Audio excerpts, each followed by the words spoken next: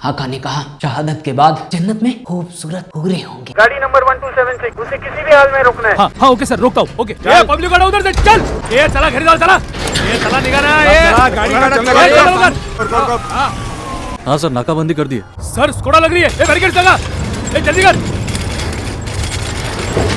ये लाओ ना, ये तैयारा, नीचे उतरो, come on move it fast, मैं आखिरी बार बोल रहा हूँ, बाहर निकलो, कम ऑन मूव।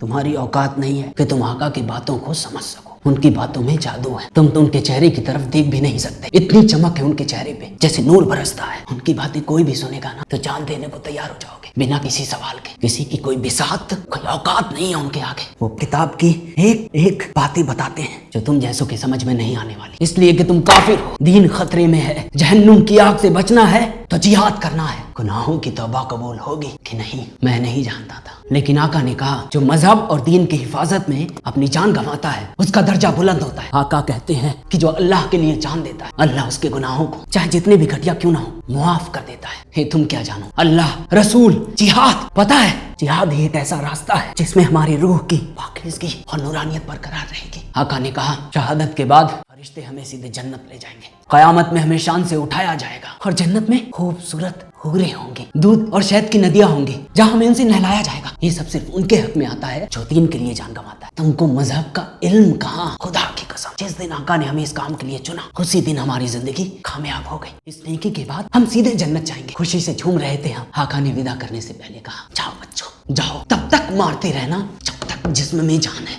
तबाही मचा दो, खत्म कर दो मजहब के दुश्मनों को। शहादत के बाद हमारे जिस्म से पाकीज़गी की खुशबू आएगी। आका ने फिर हमें अपने सीने से लगाया, दुआ दी और कहा परवरदिगार हमें हमारे मकसद में कामयाब करे। अगर जीत गए तो गाजी और कुर्बा हुए शहीद। आका ने कहा अल्लाह हमारे घरों की हिफाजत करेंगे। तुम्हारे लोगों को जिंदा मजा मिला कसम से। अभी क्या कर लोगे तुम, तुम्हारी हुकूमत बोलो।